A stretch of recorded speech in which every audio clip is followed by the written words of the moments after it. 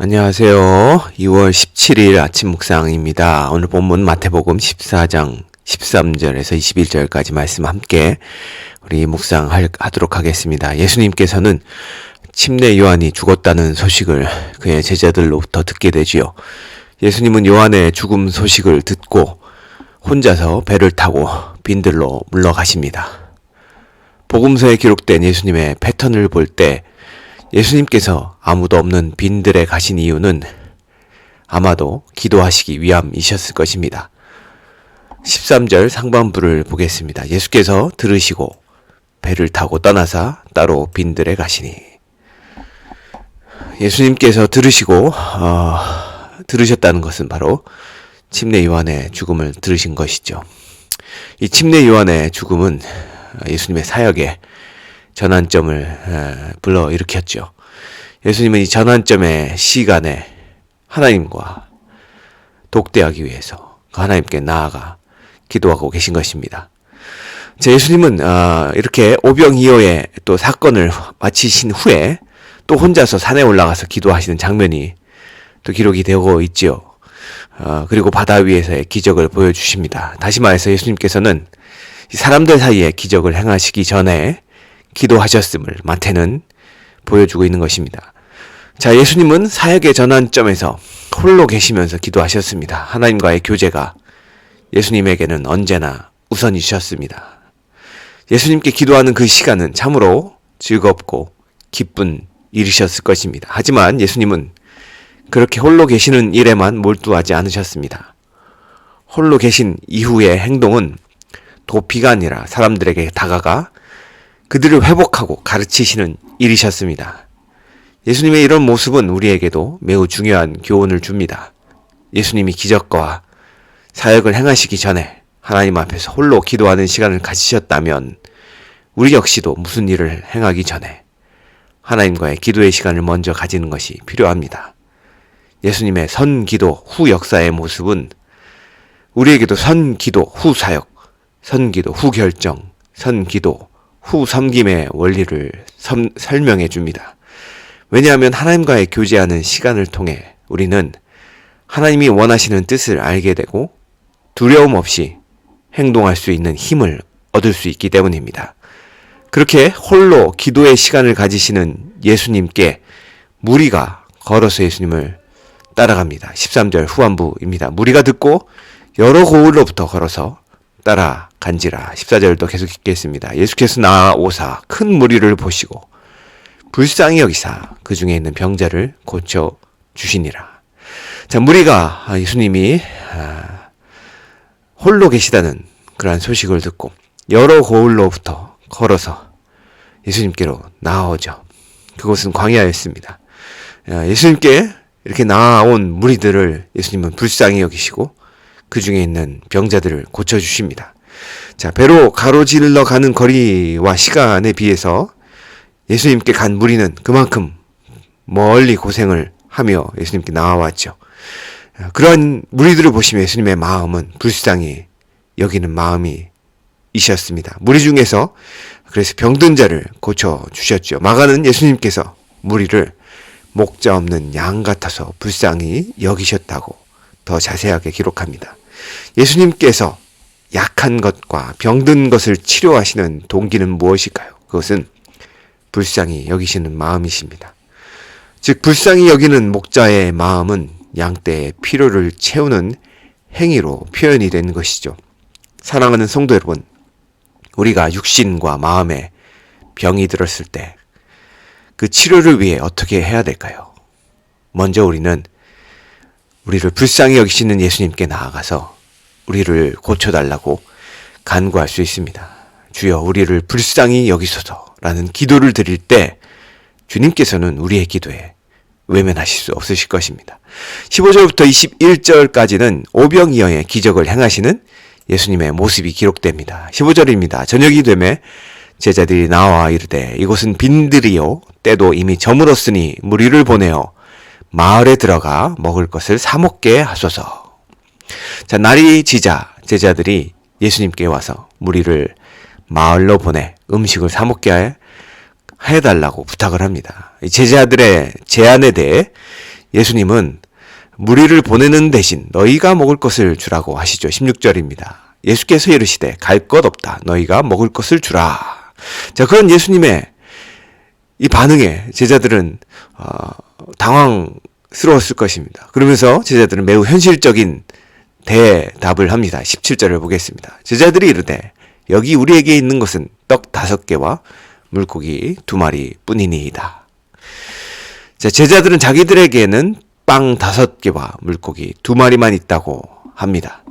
빵과 소금으로 절인 물고기는 이 갈릴리 바다 주변 주민들의 음식이었고 도시락이었습니다. 18절에는 예수님은 제자들에게 오병이어를 자신에게 가지고 오도록 하십니다. 18절과 19절을 읽겠습니다. 이르시되 그것은 내게 가져오라 하시고 무리를 명하여 잔디 위에 앉히시고 떡 5개와 물고기 2마리를 가지사 하늘을 우러러 축사하시고 떡을 떼어 제자들에게 주심에 제자들이 무리에게 주니. 자, 기적은 예수님의 손을 통해 일어납니다. 그러므로 우리는 기적의 초점을 예수님이 누구신가에 관심 두어야 된다는 것이죠. 우리가 기적 자체에 우리의 초점을 둘 때 우리는 그 기적을 행하시는 예수님을 놓쳐버릴 수 있다는 말입니다. 과연 이 예수님이 누구시기에 이 오병이어로 5,000명을 먹이시는 분이실까요?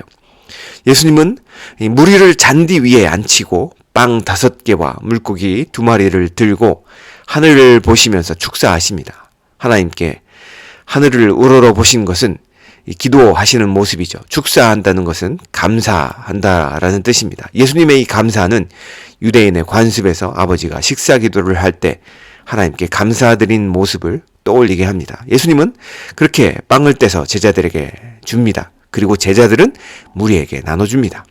예수님은 무리를 불쌍히 여기는 그런 목자로서 무리를 잔디 위에 앉혀 배불리 먹이십니다. 그리고 남은 조각을 버리지 않고 모으셨는데 12바구니나 되었다고 20절은 말합니다.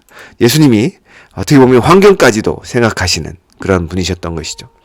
자, 20절과 21절을 읽겠습니다. 다 배불리 먹고 남은 조각을 12바구니에 차게 거두었으며 먹은 사람은 여자와 어린이 외에 5,000명이나 되었더라. 자, 여자와 어린이를 제외한 숫자가 5,000명이었을 정도로 많은 사람들이 풍성하게 먹었습니다. 이 헤롯의 사치스런 잔치는 의인을 죽이는 결과를 낳았지만 잔디에서의 소박한 만찬은 사람들을 만족시키는 하늘의 잔치였던 것입니다. 하나님께서 마련해 주신 자연 카페트 잔디밭에서 소박하지만 그러나 그들은 놀라운 기적을 맛보았던 것이죠. 그들은 이렇게 놀라운 기적의 음식들을 먹으면서 분명 이 사건을 통해 애굽에서 해방된 그들의 선조가 광야에서 하나님이 내려주셨던 만나를 먹는 장면들을 떠올렸을 것입니다. 이 오병이어의 사건은 그러한 여러 가지 의미들을 가집니다. 그 중에서도 이 사건은 하늘나라에서 예수님이 여실 잔치를 생각나게 해준다는 것입니다. 하늘나라의 잔치는 분명 풍성한 잔치일 것입니다. 배고픔은 사람들을 우울하게 만드는 핵심 요소이죠. 로마의 식민 통치와 헤롯의 폭종 속에서 궁핍을 피할 수 없었던 갈릴리 사람들에게 예수님은 그들의 배고픔을 만족시켜 주셨습니다. 그것도 아무것도 없던 광야에서 떡 5개와 물고기 2마리로 그렇게 하신 것입니다. 그렇게 예수님과 함께 잔디 위에서 풍성한 음식을 먹으며 그들은 행복했을 것이고 마치 천국 같았을 것입니다. 사랑하는 성도 여러분, 예수님은 우리를 돌보시며 우리를 다스리시는 분이십니다. 우리는 예수님의 능력을 영적인 영역에서만 제한하지 말고 예수님을 우리 생활의 어려움, 즉 신앙적이지 않게 보이는 평상시에도 필요하게 보이는 그런 것들에도 반응하시는 분으로 신뢰하시길 바랍니다. 우리 예수님은 불쌍히 여기시는 분이시죠. 그래서 우리의 어려움도, 우리의 배고픔도, 우리의 연약함도, 우리의 고민도 다 아시고 돌보시는 분이십니다. 그 예수님께 우리의 모든 영역에서 우리의 모든 필요를 아뢰고 우리를 불쌍히 여겨 주소서라고 기도하시는 우리 귀한 성도님들이 되시길 바랍니다. 또한 예수님의 불쌍히 여기심은 제자들을 통해서 전달되었죠. 따라서 교회에는 이 어려움에 처한 사람들의 실제적인 필요를 채우는 일에 긍휼의 마음으로 참여할 필요가 있습니다. 마지막으로 사랑하는 성도 여러분, 예수님의 오병이어 기적은 어떤 소년이 그의 한 끼 식사를 예수님께 내어드렸을 때 가능했습니다. 때로 우리가 주님 앞에 드리는 작은 희생이 주님께서 사용하시는 마중물 같은 역할을 합니다.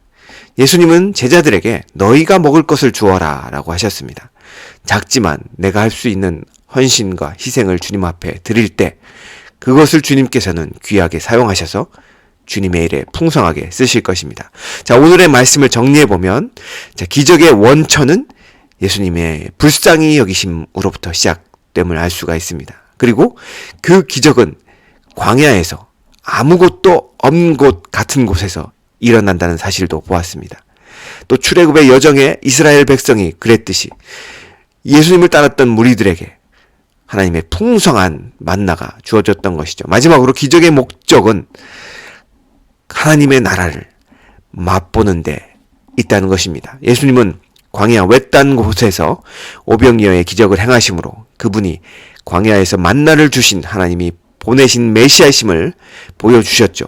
이 기적은 무리의 배고픔을 해결했을 뿐만 아니라 아직도 예수님을 잘 모르는 제자들과 무리들에게 이미 예수님과 함께 메시아적 잔치가 시작되었음을 보여주고 있다는 것입니다. 특히 떡을 들고 축사하시고 떼어 나눠주시는 장면은 이 주의 만찬을 연상케 합니다. 사랑하는 성도 여러분, 예수님께서는 우리를 위해 십자가에서 그 살이 찢기시고 그 피를 쏟으셨죠.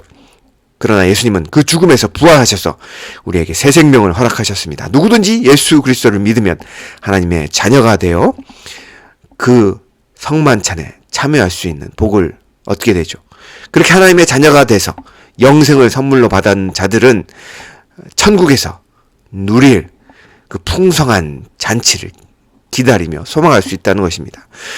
오늘도 우리를 불쌍히 여기시는 그 예수님께 우리의 필요를 아뢰고 그 예수님께 나아가시며 예수님을 의지하시는 우리 성도님들이 되시길 바라며 또 우리의 믿음의 눈을 멀리 들어서 저 천국에서 우리가 누릴 천국 잔치도 그 풍성한 기쁨의 잔치도 상상해 보시는 우리 귀한 하루가 되시길 주님의 이름으로 축원합니다.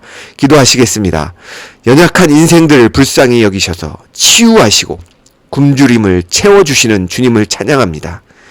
너희가 먹을 것을 주라 하신 말씀에 순종하여 우리에게 있는 것을 주님께 내어드리게 하여 주시고 변변치 못한 것이지만 주님 그것을 통해서 줄인 영혼들을 먹이시고 살리는 일에 마음껏 사용하여 주시옵소서.